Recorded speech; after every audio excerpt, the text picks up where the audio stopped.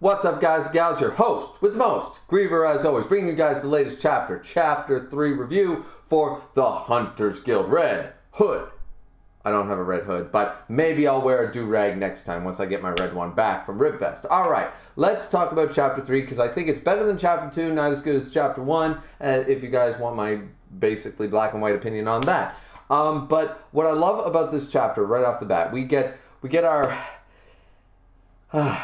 best girl Grim. We get our best girl Grim, who Twitter has been such a wonderful, wholesome place to be as far as Grim as a character. Don't you guys think so? Don't you think that by viewing Twitter and searching hashtag Grim, you just get...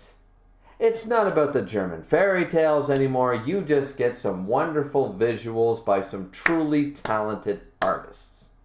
And this guy approves. That being said, after we get rid of that conversation, let's jump into the thing that I really like about this chapter, which the first chapter did, the second chapter did meh on, and the third chapter is bringing it sort of back. That we're getting not only world building and lore building, but we're getting character development built in.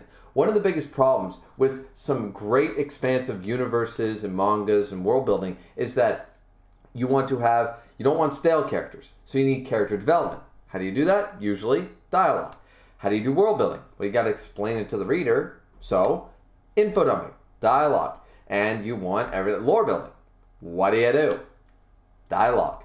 So, a lot of problems that I've found with some of the older shonens and sometimes the seinens is that in the early stages of their chapters, they try to do too much at once. And and even later on, a lot of the chapters and panels can be oversaturated with huge dialogue, with a stupid amount of dialogue. Rather than showing, which is the main aspect out of everything, the visuals is the most important thing when you're doing a manga, because you drew one. You didn't write a book, you drew a manga. The visuals are the most important factor. And so when you got a good art style, when you have a good artist, you want to visualize things. You don't need to tell when you can show as much.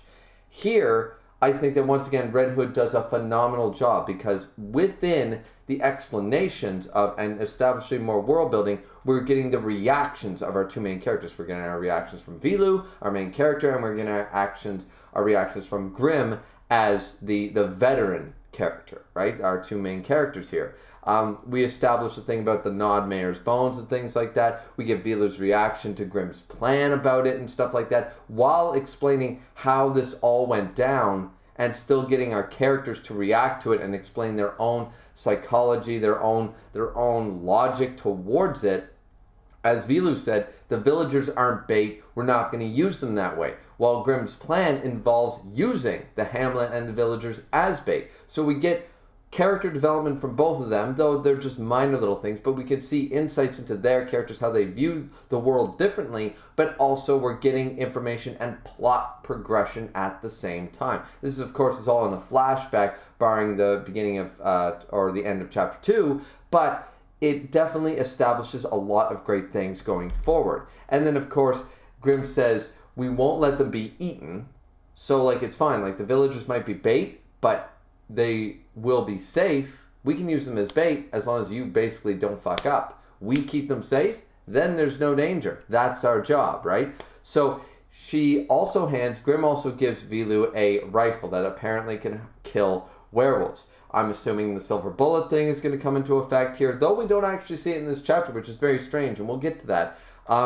Because he already claims, I have a rifle, and she's like, yeah, but that one can't kill werewolves. And we get that bullets apparently can't hurt werewolves. We find that out later in the chapter. So she lets him, that's where he got the big rifle, the shotgun looking rifle. And there we go. And even says it's got a mean kick. It's a very big shotgun, like a hunter shotgun sort of hunting rifle. So now, even though Vilu has this guy cornered dead to rights, he isn't scared. Dodu transforms into a werewolf, completely giant, and says, I'm going to kill all the humans I want, and then I'm going to leave. And what are you going to do to stop me? He fires the gun. It blows a hole, apparently, by the looks of it.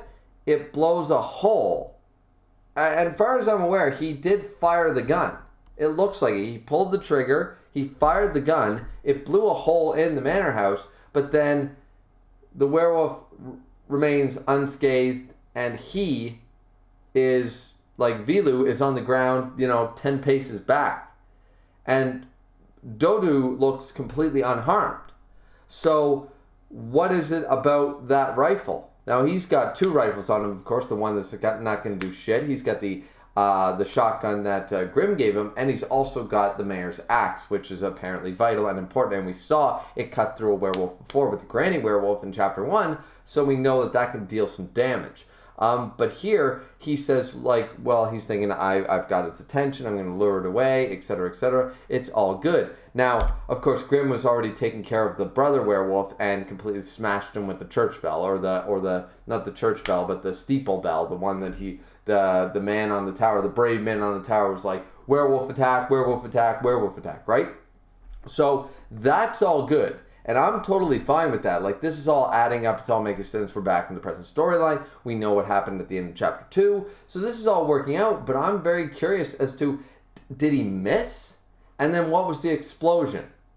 This leads me to believe that he fired the gun, he missed, and then Dodu smacked him, broke the wall, and smacked him 10 paces away. That's why Vilu is damaged. That's why there's no harm to Dodu, and that's why he goes into this complete explanation about how bullets can't hurt us, regeneration is a part of being a werewolf, etc., etc., and even says, like, he starts, once again, great character development here. Now we know these guys are going to die, but he wants to kill his brother, and we already knew that. He's a maniacal guy. This guy, like the granny werewolf, he likes Dodu, but he's a bit of an airhead. He's a bit of a dumbass, right? But he's strong and stuff like that, and he's just like, your job, what was it?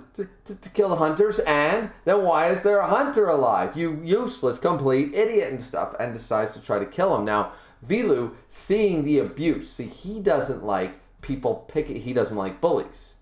We sort of already are getting that very classic shonen protagonist sort of feeling off of this guy. He doesn't care who's a witch, who's a werewolf, who's a vampire, who's anything, who's a dragon, who's a whatever. If you're picking on someone weaker than you, then you're in the wrong. You shouldn't be doing that sort of idea, right? So he points his gun, and this, once again, character development with actions, not so much words. And we see he points the gun at Dodu, and then Grimm stops him, jumps him, hauls up the gun, and says, no, you don't do that. And he's like, Grimm, what are you doing? And even the werewolf even mocks him and says, Dodu even says, you're about to shoot me, kid? You're going to save him? He was ransacking the village. He would have eaten every single person in this village, and now all of a sudden you feel the need to protect him? What's going on with you? And we can see that. Technically, the logic is correct. What Grimm and Dodu are saying is absolutely correct. This is a monster that was going to try to eat everyone you love, everyone you care about in this hamlet. And we were the ones, as we found at the beginning of the chapter in the flashback, they're the ones who were eating and gnawing the last of the meat off of your foster father, the mayor's bones. So what do you think sort of you're doing? Now, they don't say all this. This is just all implied. But that's basically the summary of what is happening right now. And he just says, like, no, it's no big deal. That once again, he goes through the whole explanation about being a werewolf, about muscle fibers and stuff. And we're getting a little bit of dialogue. We're getting a little bit of explanations, a little bit of lore dumping, info dumping, if you will. But he talks about muscle fibers and how they tear them. And this is actually legitimate. That's what people do when they work out. When you feel that soreness the next day, what you've done is you've torn your muscle fibers. They repair themselves after a day, and they get stronger and tighten and get bigger. That's why people get brawny, bigger muscles. They build strength. Your muscle fibers continue to repair themselves the more you work out. And that's what he does. So he constantly, but he says, if you had high regeneration ability and you constantly tore the muscle fibers and they repaired themselves almost instantaneously, what do you think would happen if you constantly, boom, like, all right, broke my arm, no, repaired again, boom, broke my arm, repaired again, boom, broke my arm, repaired again.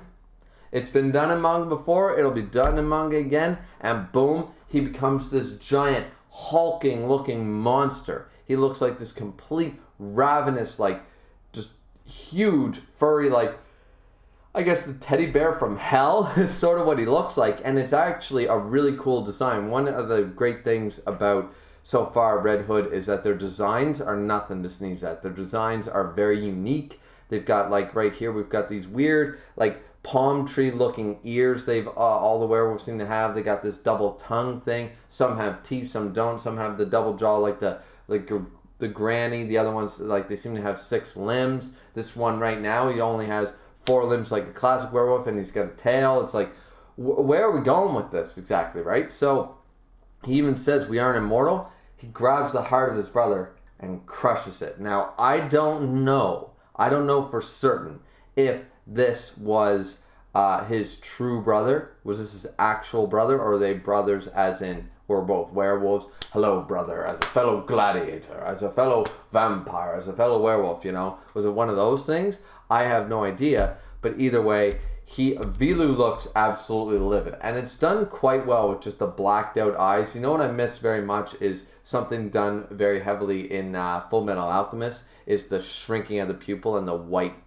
Just the white, like you have the widened eye, then you dilate the pupil, and then you just make a thin line. It shows the shock so much better than most mangas.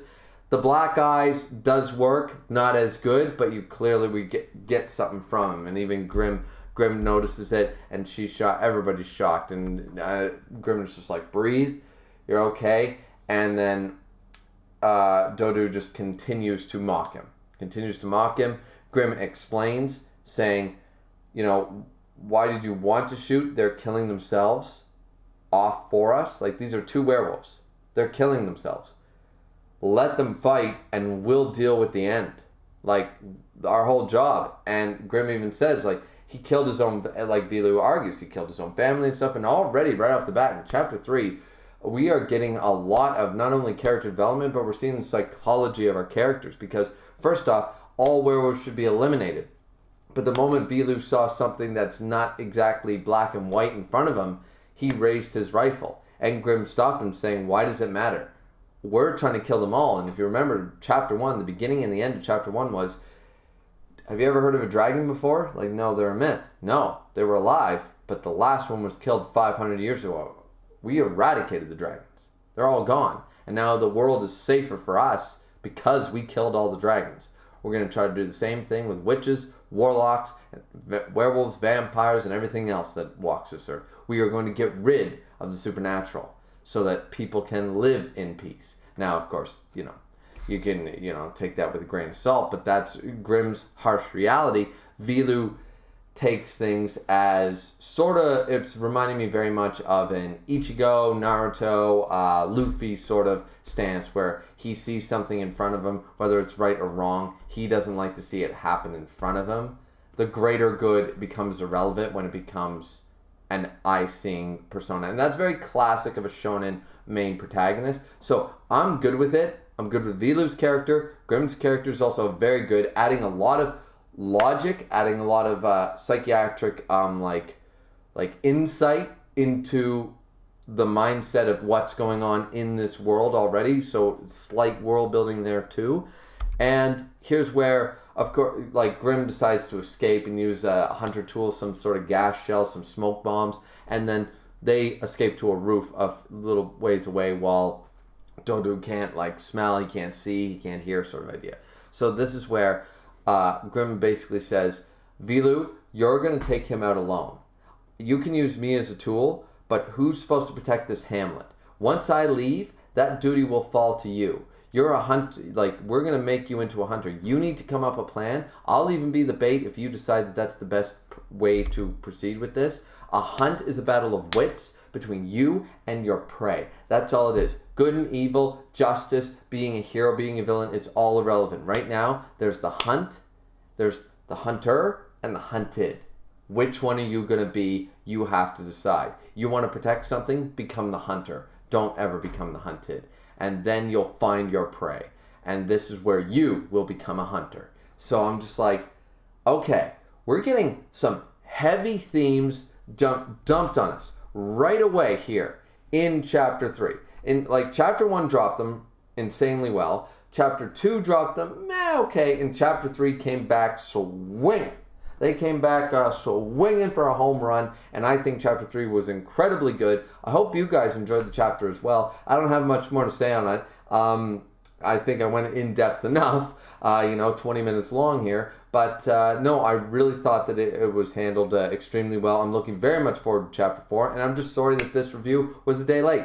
I'm very sorry about that, guys. But I hope you guys will forgive me, and don't forget to like, comment, and subscribe as always. Don't forget to drink responsibly as always, and we will definitely see you guys back here for Chapter 4 of the Hunters Guild, The Red Hood. Looking forward to it, and please, guys, don't stare at Grim too much.